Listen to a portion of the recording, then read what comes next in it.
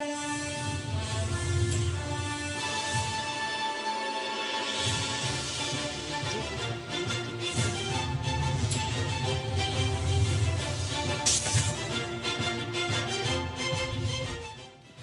everyone, and welcome to the program. This is Sunday Politics on Channels Television. I'm Sean Kimbalu in Lagos. Over the past few days, the talk about social media regulation rent the air. Again, the conversation around regulating the social media became a subject of debate. The Minister of Information and Culture, Lai Mohammed, was at the National Assembly where he told the federal lawmakers that there is a danger of an unbridled social media. Last time in the National Assembly, in the 8th Assembly, Senator Ibn Nala sponsored the bill seeking to regulate the social media for what the fear was that it will cause a disunity in the country. But that got a wide-ranging of criticisms and reactions from Nigerians. Tonight, we seek to find out what the future holds for our nation. And the past weeks that we've witnessed a rather intense few days of a roller coaster and the role played by social media and a test to our national fabric. Joining me tonight is a Senator Ibn Nala, who sponsored the bill in the 8th Assembly. Tonight, he shall be talking to us on what his fears are on the issue of the social media and what needs to be done, especially in the 9th Assembly. He joins us from our Abuja studio. Thank you so much, Senator, for coming on tonight. Let's begin the conversation. You brought up that matter that the social media needs to be regulated, but that didn't see the light of the day in the 8th Assembly. It's been brought up again in the 9th Assembly. It wasn't only brought up in the 8th Assembly, it was muted also in the 7th Assembly. And now, from what we're seeing in the past weeks, it comes to mind about those issues you raised in the 8th Assembly, isn't it? Yeah. So I remember, granting you an interview on this issue when we were in the Senate. And I gave you assurance that Nigerians will come back and look for this bill. Because I know that what was reasonably foreseeable at that time is that we will get to where we are today. And I felt that as leaders, we should be able to have some form of regulation that will delay us reaching here until certain things are put in place that will make available certain informations as an alternative to social media, so that the confusion that it will create can at least be reduced by more than half. But people didn't see it that way, including the government went against it. Today, we are where we are. It's not that I'm happy that I have been vindicated, but my sadness arises from the fact that we cannot bring back the life and the properties of those who have lost this, their lives and properties as a result of misuse of social media. This was preventable, and it was foreseeable, and therefore leadership ought to have come to prevent that. You know, the majority will always have a right to exist at the instance of minority. That is what life is all about. But today we are where we are, and it's unfortunate we are where we are. And the task for the use of social media has grown seriously. It's going to be a bit difficult to try to regulate social media at this time of our political history. Senator, left to you, if you have the power to do something about the social media, what would you do? Well, this question is a catch-22 situation. The issue is, if I have the power to do something about social media now, what will I do? That is the question. And I will tell you reasonably that it's going to be a bit difficult. You see, once people get used to something and you want to take it away from them, it becomes more difficult. It is easier when they have not gotten deep into it and you try to say, yeah, hey, you can do this, you can do that, you can do this, you can do that, and there are consequences for doing this and that. At that stage, you will have reduced, the zest to get to where we are today. So really, even if I have power now, you know that it will be suicidal for anybody to say that today he's going to close social media platforms simply because it's going to generate crisis in the country. What I think should be done now is to begin to make the youth understand that they have more stake in this country than any one of us here, in the sense that they cannot help to cumulatively come together and destroy themselves by themselves. They should have a country that they can rely upon in future, a country that they think they can turn it into their country of wish, and I think this should be the focus of every youth in this country. When we made that attempt, they came forcefully to say that they don't need it. I'm absolutely sure those of them who have lost their parents, who have lost their properties as a result of misuse of social media, have now started to realize that it was in order to save their future that we intended to do what we wanted to do at that time. Today, let me tell you, this NSAS riot that happened, a lot of people lost their properties innocently. Some of them will never get back to where they are. You cannot build your future by destroying what you have. You build your future by adding to what you have, as a child. That's why every country today will sit down and shake its head and say, this is our GDP. GDP comes around because of production, not because of destroying properties around the country. Now, that bill has resurfaced in the Ninth Assembly. A colleague of yours, Senator Sani Musa, has brought that up again. What do you think is important and urgent that should be done from what we saw and what you're describing that has happened in the past days? Okay, Sean, if you remember, my bill that I first introduced in the Senate went for public hearing. The Chief Justice of Nigeria appeared in the public hearing and said that none of the provisions of that bill has contradicted any of the provisions of the Constitution. I have carefully looked at the one that has been introduced in the Senate, and I'm not so sure it will pass the same test that the other one that we propose in the Senate will pass.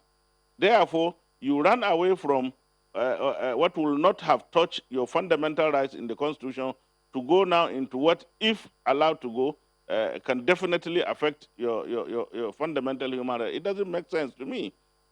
You see, no matter how unfair you want to be to me, I have some level of understanding of the laws of this country as a lawyer.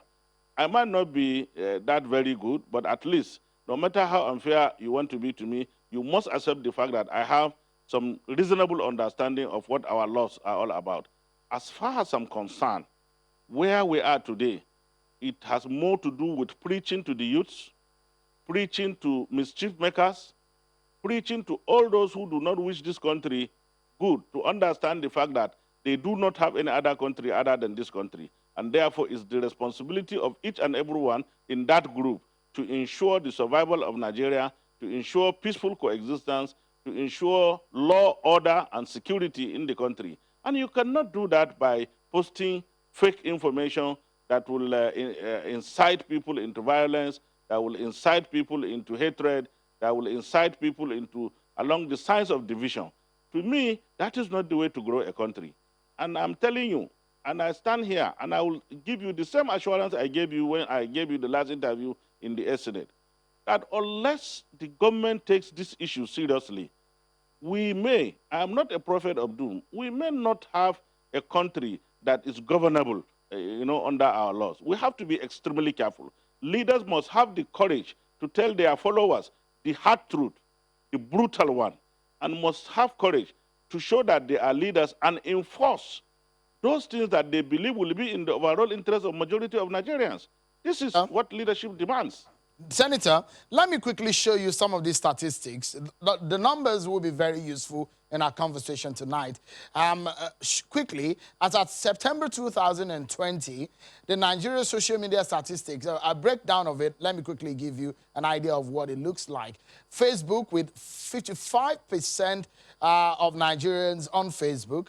Twitter, 22% of Nigerians on Facebook, on Twitter.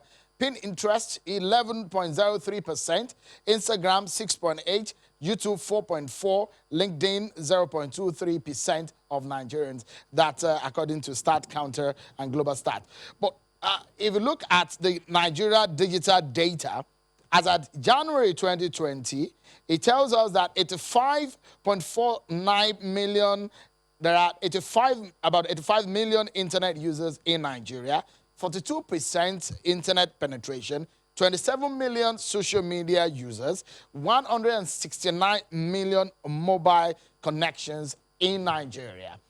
Are you surprised, Senator, on the kind of outrage that came on the social media, on the internet, considering the number of people that we saw against the idea of regulating it? So if they came in that manner, is there an alternative in curbing what has become a major threat to our national life?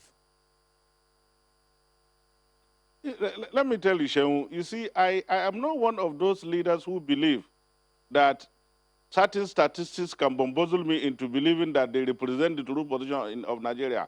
First, the starting point is for you to understand the fact that we are about 190 million people as at today. I want you to understand. And then if you look at the statistics of those who are educated, who should have access to internet and be able to use it positively or negatively, you will understand that that 55% cannot represent the actual position of what we have. Let me tell you, even those who worked against the regulation of this social media, as at that time, were completely infinitesimal based on the number of the population that we have in Nigeria. But because they had the noise and they had the backing of some people, you know, including some people in government, they believe that they were in the majority. But let me tell you, majority of Nigerians want to live in peace. Majority of Nigerians wants to have a prosperous country. Majority of Nigerians love themselves. The divisive percentage among us are not many. And therefore, trying to trample on the rights of those people in order to protect the rights of our already majority is allowable in law. Do you think that there is any good... Really. Just a moment, if you look at the statistics, just a moment. Do you think there is any good in the use of social media? Because for some of the users of social media, they believe that politicians use social media before getting into power, and when they get into power, they want to curb it. No, I don't think that is correct. When politicians use social media, it is to sell their manifesto to the people. Now, we are talking about that percentage that negatively use the social media to cause division, you know, to cause hate, to cause, to incite people against certain things they know does not represent the true position of things. These are the people who are talking about, and we must never make the mistake of mixing the two. Senator, just a moment. I'm being joined, by the leader of the conscience of the Nigerian law community, the president of the Nigerian Bar Association, Mr. Olumide Akpata. He joins us right here in the studio. President NBA, thank you so much for coming tonight. Thank you, Shehu. Thank you for having me. First of all, before I bring you into the conversation of social media regulation and what have you, it's the role of the NBA in what has been a very, very intense past weeks for Nigeria, troubling and also very challenging, the aftermath of the EndSARS protest. The NBA is playing a role trying to help those who may not have access to representation, legal representation at the judicial committee hearings. But from the NBA point of view, for those who think that the judicial committees do not have legal backing by law, especially in Lagos, where some legal minds have said, look, there are existing laws that permit this kind of investigation to go on. What's your take and the take of the NBA on this? Well, I'm yet to encounter that argument with regard to whether or not those panels of inquiry set up in Lagos and the other states around the country are illegal or illegitimate. I'm yet to encounter that argument. But as far as the NBA is concerned, a fact-finding mission, as the ones we find haven't been set up in Lagos and I think 26 other states, I think the governors are well within their rights or the power of the law to set up those panels of inquiry for the purpose of determining whether or not the SARS, the now disbanded SARS, went beyond their remit, whether or not the claims that we have from various Nigerians as to how they were mistreated or illegally treated by SARS are correct. Fact-finding panels of inquiry. I aware of the view that those panels are well constituted, and indeed in some states, members of the Nigeria Bar Association have been invited to be members of, to be on those panels in some states. Or in other states where the NBA is not involved, our preferred approach would be to observe proceedings at those panels and ensure that the laws of the land are upheld. I have only come across recently the views of a past chairman of the Nigeria Bar Association, Ikeja branch, Mr. Ogulano, who is of the view that the decision by the Lagos State government to extend the remit of the Lagos panel to cover the goings on or the events of the 20th of October, what we now call Black Tuesday.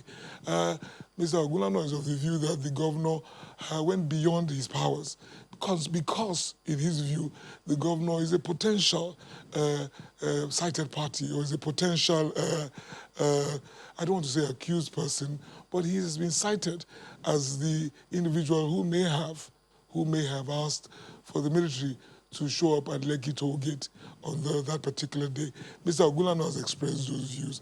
I personally don't agree with him, but that's the only argument I have heard, not that the panels themselves are not properly constituted. But Mr. Akwata, there is the law of Lagos on Corona, the Corona System Law of Lagos State, which permits that there could be an investigation being done that necessarily you may not set up a panel.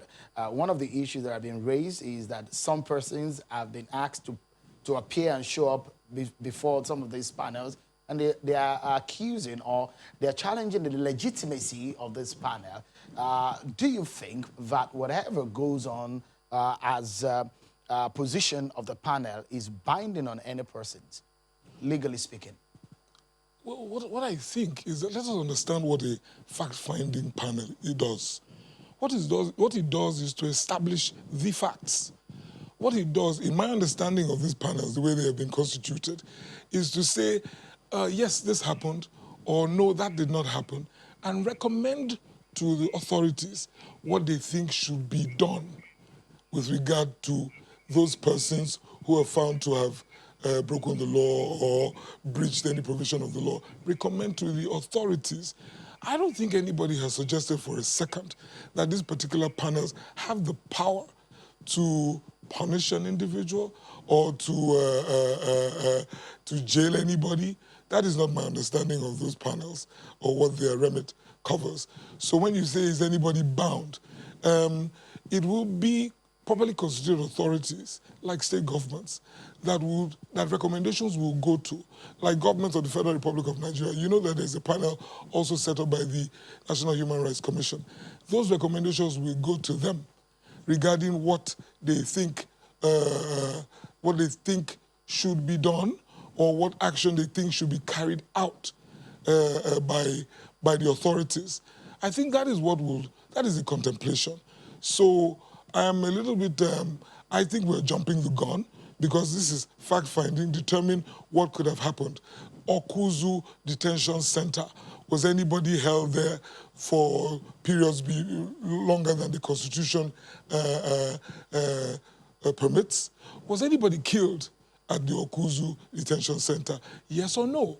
And the panels, the Anambra panel, my expectation is that we'll come to that determination, whether this happened or that did not happen. And then you move on to, as you remember, the NBA, we have stated that if anybody or any authority is indicted for having called out the military on Tuesday, the 20th of October, we will pursue the prosecution of those persons. So we are waiting for the findings of panels, this panel. All right. Mr. Akwata, please stay with us, as well as Senator Ibn Nala.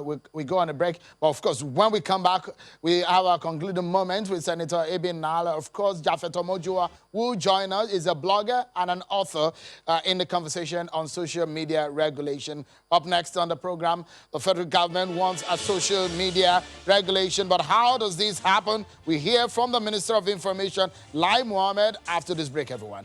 Join us again. Welcome back, everyone. Let's resume our conversation on the issue of social media and the plans of the federal government to regulate it. We sat down with the Minister of Information and Culture over the weekend on a very, well, casual afternoon after on the sideline of his visit to some media organizations that were attacked. Before we get to you the views of the minister, let me get back to my guest in our Abuja studio. Of course, we've been speaking with the NBA president, Mr. Olumide Akpata, here in our Lagos studio, and Senator Ibn Nala in our Abuja studio. Let me get a final thought of Senator Ibn Nala on this one. Going forward, what would be your advice and to the federal government who says they have a position, and the position is to regulate the social media? You have gone through that cycle, though it didn't come to light, of wanting to find a regulation for social media. What would be your advice going forward? Well, going forward, first let me say a very good evening to my friend Apata. We've not seen for a long time. But let me equally say that going forward, and based on my limited understanding of human psychology and my understanding of this country, there is no part of this country I have not been to. My understanding now is that an attempt to regulate social media will create more chaos than it will solve. I was thinking that a persuasive campaign for youths and those who believe they can use social media to implant mischief, to understand the fact that we cannot have a country reversing back based on the mischief of few individuals, to begin to campaign to them to understand what they are causing to the country. When we get to that level, I believe that some level of understanding can be raised among the users of social media to understand the damage they are doing to the country, so that, and then what it will take the country to recover from such damages, to understand the fact that it's important for them to be patriotic enough to do those things that will safeguard the continuous existence of this country and the continuous progress of peace, unity, and harmony in this country. It's a more laudable exit point for the situation that we are as at today than for you to come and regulate it. People have already gotten so entrenched into it. It's not going to be easy, as far as I know. Senator Ibn Nala, Senator of the Federal Republic of Nigeria, thank you so much indeed for your time tonight. Thank you. All right, we will get the NBA president to get his thoughts on the matter, especially the fear of some Nigerians that regulating the social media might impede on the free speech of Nigerians. Of course, we'll have a very active user of the social media, a blogger and an author, Japhet Omojuwa. He joins us on the program. But before we get back into the conversation, let us get you the views of the Minister of Information, Lai Mohammed. Take a listen to him.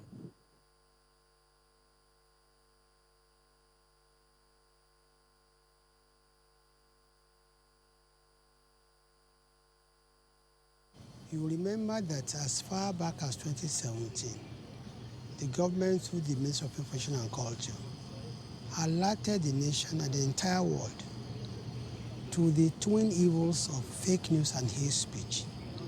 And the fact that the medium, the fastest medium for dissemination of hate news, hate news and fake news is actually the social media. And there is a need for all stakeholders to come together to see how we can sanitize social media.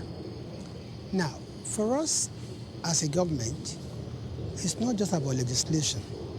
It's about policy, it's about technology, It's also about consensus among all the users.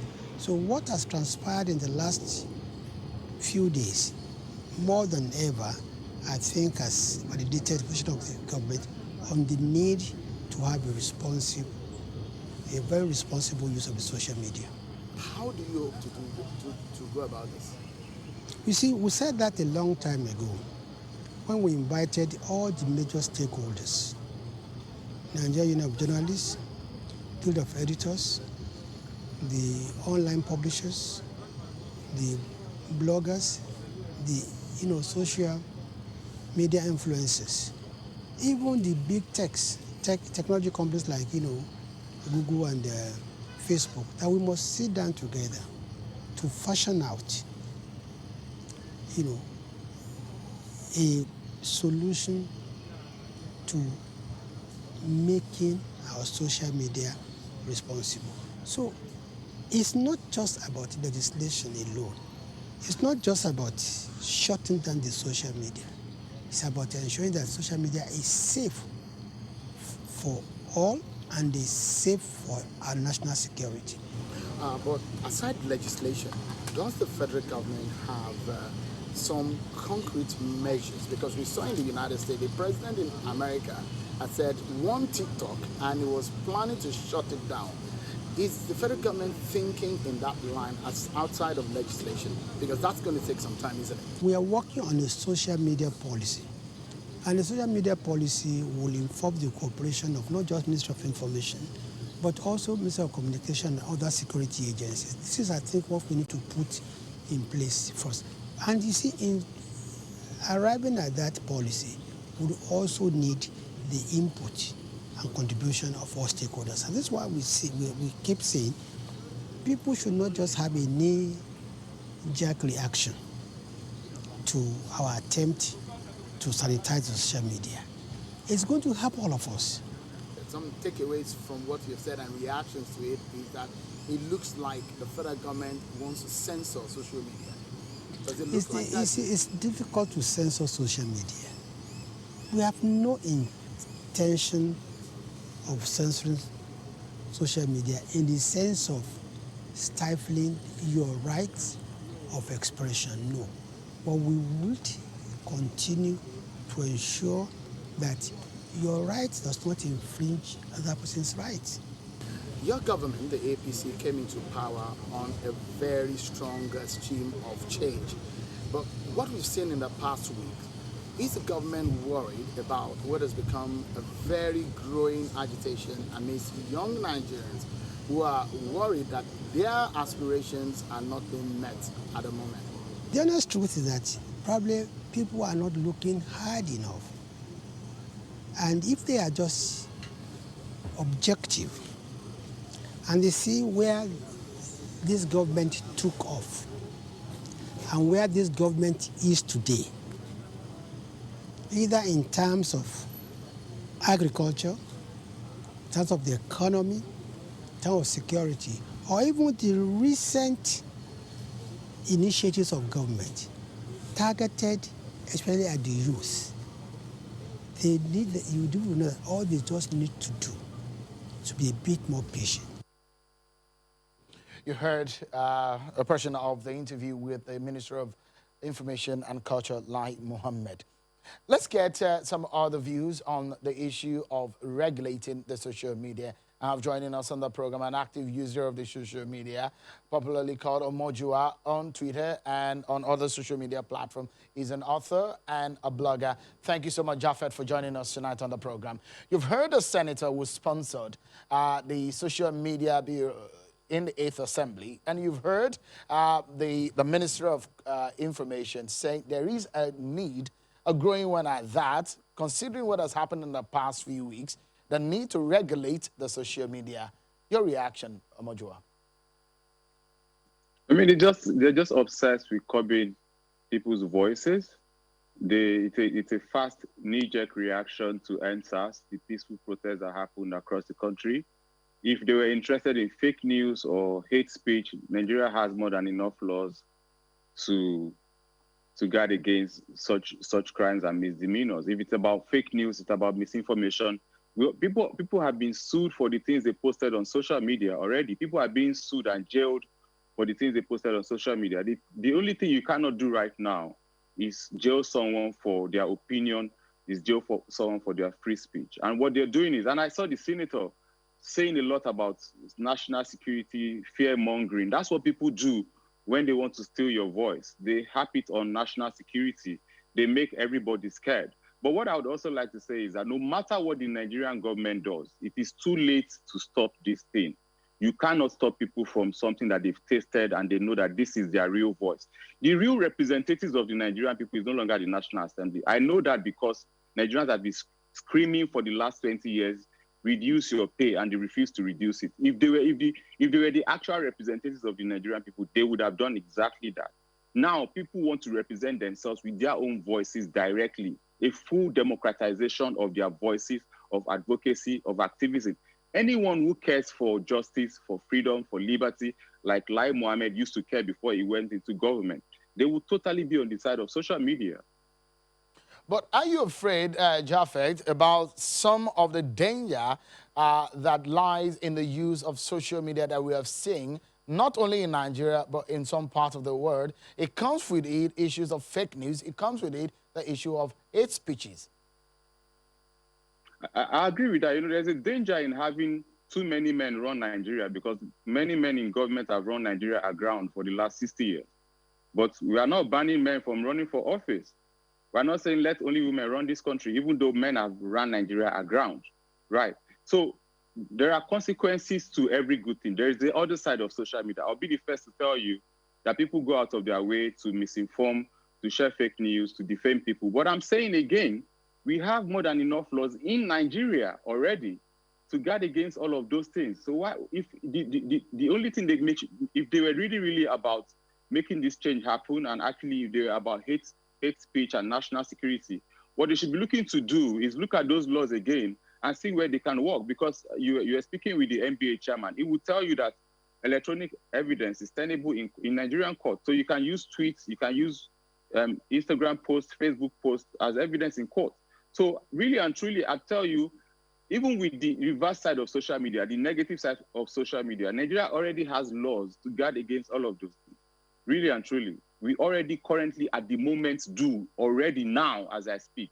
So what's the obsession? Why is, and the one thing you should also pay attention to is that why is this happening now at a time when, like 2012, Nigerians are beginning to speak out? The government has an opportunity to actually know that people are not happy. How do I know that the government now knows that people are not happy?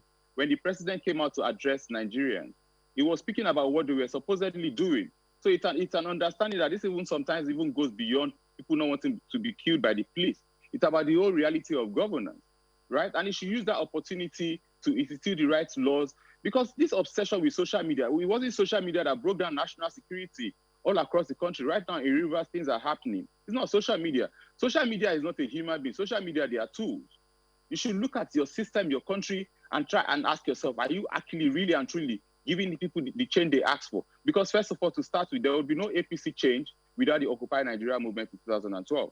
That's the truth. So people, and you would also know that because when the president delivered his inaugural speech on May 29, 2015, he made a reference, a direct reference and appreciation for social media.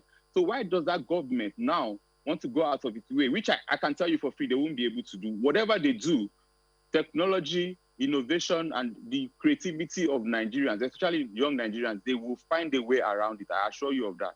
They can keep trying. They can keep, spending the night thinking, what can we do? Giving consultants millions of dollars. I can assure you, we have Nigerians in diaspora. What are they going to do about the diaspora?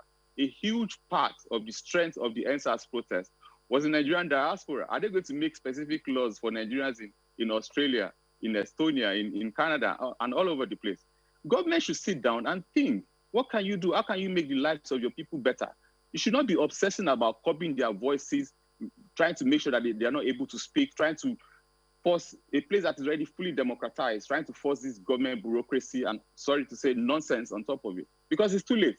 Nigerian government doesn't have power over Twitter. They don't have power over Facebook and over all the social media platforms. Even if they find a way to make it difficult for those living in Nigeria not to be able to voice out, they cannot stop the Nigerian diaspora. And I can assure you, things could get worse on that front because they will start sending people's names to embassies and banning people for trying to guard the voices of the people, for trying to play against freedom and people's liberty. And I don't think people want that. After government, you want to go to Harvard or go to UCL or LSE, go and get some extra degree. You don't want a situation where you cannot travel out of the country. So they need to think really, really much about these actions they're trying to take. Jaffer, before I allow you go, the implication, there are a lot of Nigerians now, the NSAS protest started a debate on the social media before it went to the street. This is all gearing up because I hear there was a conference at 3 p.m. yesterday of Nigerian youths coming together and saying, we'll move. It does look like this is dovetailing into something else. What do you think that this energy on the social media is growing into? Look, there's Nigerian youth it's not a mono reality, right? They're different people. So when people were having those we move, I can assure you, some people were probably having some other meetings that were not covered by any cameras or social media. So what I would expect is that, first of all, it's an exciting place to be as a Nigerian, that as a collective, we're beginning to speak out and speak up, and Sorosoke has been said already. I think that it's hard to predict what's going to happen, but I can assure you, just the way the Occupy Nigeria in 2012 had a direct effect on the elections in 2015, this is going to have a consequence and outcomes on the 2023 election. And anyone who cares for democracy and freedom and liberty and all the things that we say are the values of democracy, they should be excited for the Nigerian people. I am. Japhet Omojuwa, an author and blogger, thank you so much indeed for talking to us tonight.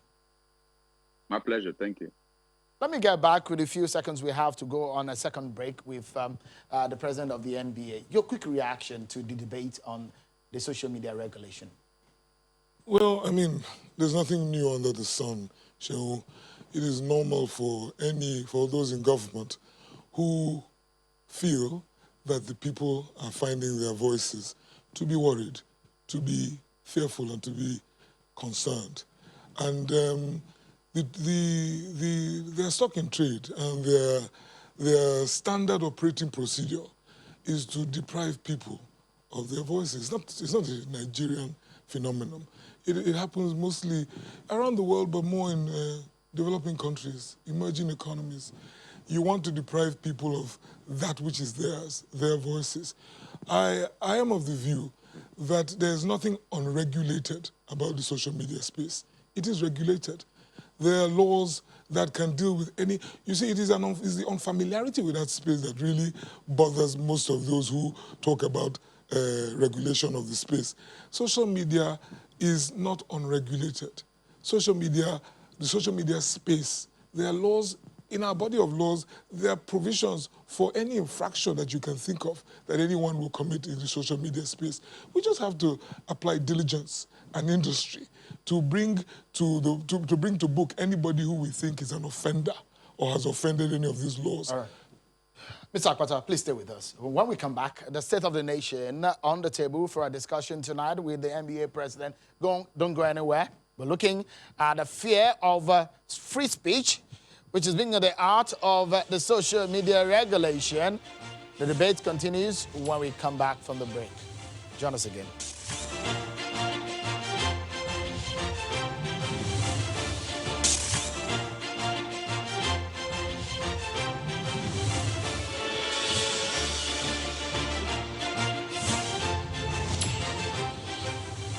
Welcome back, everyone. Let's get back to the conversation with the president of the NBA, Mr. Olumide Akpata.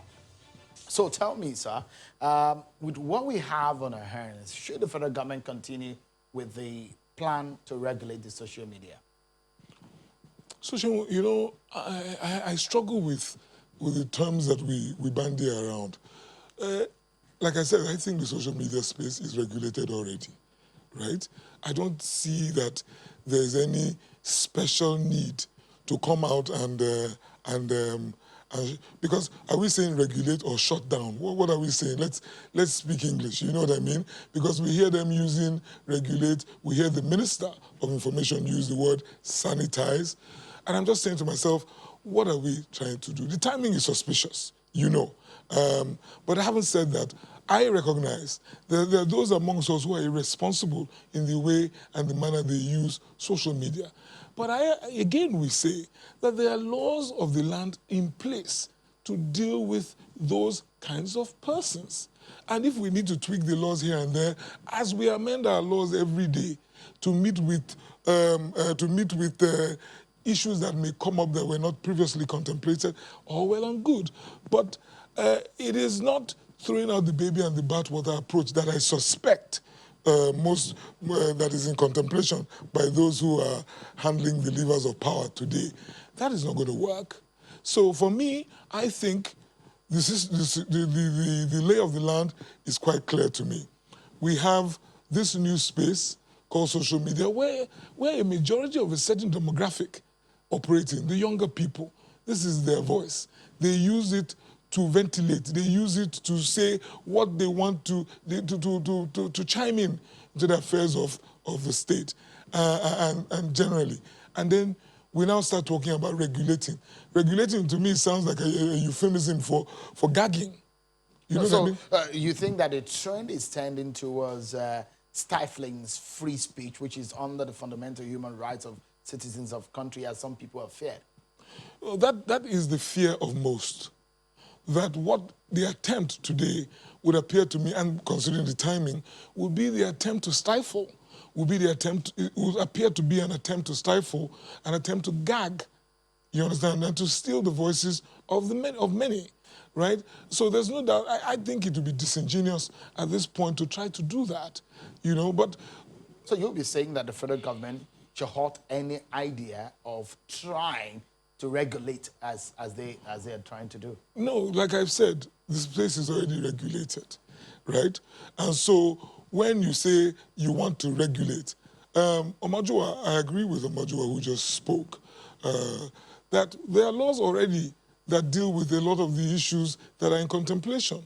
So if you want, if the National Assembly would like to review some of those laws, I hope that they are well-meaning, and I hope that they are well-intentioned, because from where I sit, I fail to see the inadequacies of our current laws in terms of dealing with the issues of the social media. But having said that, indeed, if they find that there is good reason to tweak the laws here and there, they put the proposals on the table. Let us look at them. In the United States, we're seeing the CEO of Facebook, they are being called to Parliament to answer questions as regarding the last election 4 years ago.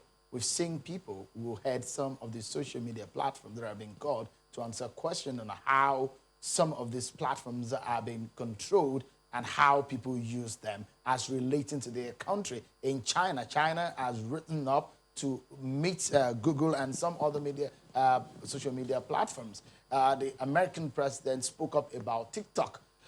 Do you think that the government of Nigeria should be thinking in that regard? Sure, China is not a very good example in conversations of this nature. So let's not look toward China. If China is where we're looking towards, then I will be doubly worried, right? However, speaking about the goings on in the United States, it goes precisely to my point. The Congress have called in the CEOs of some of these companies because their laws allow for them to do that, to say, are your platforms being utilized in a responsible manner? There's not, like I said, it's regulated. The regulation is there. And so my submission is that the laws that we have today allow for that kind of inquisition or inquiry, to say, because there's no doubt, that there will be those amongst us who behave badly. And so our laws, I believe, are adequate to deal with them. But in the event that there are a few loopholes, yeah, you can come in and you can bring proposals to the table on how to plug those loopholes. Right. But a wholesale attempt, right, to gag those who use social media, which is the fear and concern of majority of those of the public, is what should not be attempted. If you look at the millions of Nigerians who use this platform and the recent agitation, what do you think this portends, and what do you make of that agitation on social media? Well, especially of young Nigerians. It's obvious, that is their space, that demographic. This is where they are ventilating in that space. So, which is why I say, and Senator Nahala has alluded to the point, that an attempt to gag, an attempt to stop the young people from speaking. You know, the saying, you know, you beat a child and then you ask him or her to close his or her mouth and not cry. I think that's a recipe for disaster, where this is the space through which or whereby they are able to ventilate and say what they feel. So, yeah, there's a direct correlation between the goings on in the land and the use of social media. There's no doubt about it. You can't hide from it. People who are dissatisfied with the state of affairs in the country, who may not have been able to, they are unable to find channels of expression through your normal platforms. And so they have gone to this platform, which is their own space, to begin to agitate and to tell others that, listen, we are not happy with the way things are going, and so how about we organize and then try and effect a change? And that is normal, and that is acceptable behavior in any society. Just, NBA President, just before we go, I'd like to get your view. I mean, you heading the Nigerian lawyers, the rule of law in the land at this present time. What are your views about how it's been handled and the approach of government? Well, you know, the issue of the rule of law continues to, the issue of the rule of law and the way it is allowed to operate in Nigeria continues to concern the NBA.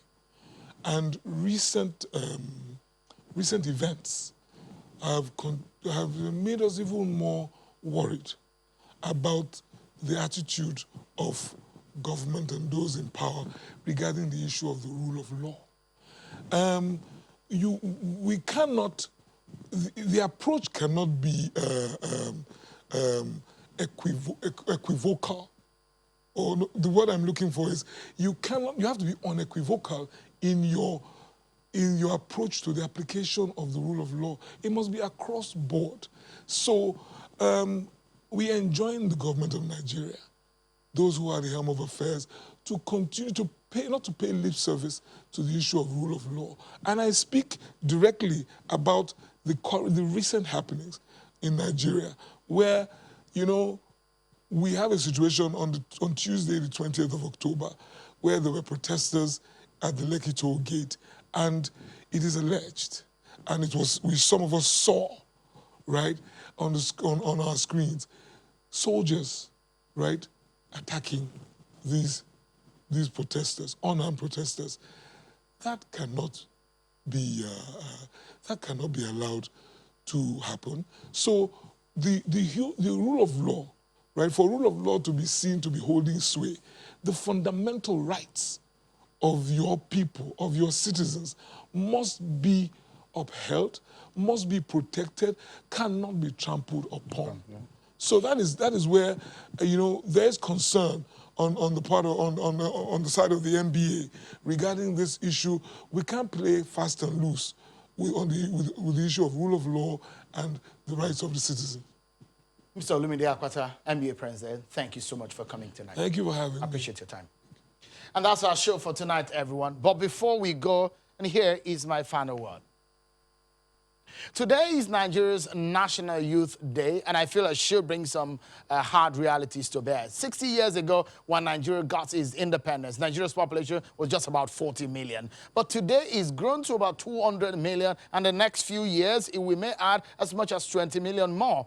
The population is growing, but the land space is not. But what gives me worry is the rate of the growing youth population. They said Nigeria is the most populous country in Africa with one of the largest populations of youth in the world, comprising of over 33 million youth between the age of 18 and 29.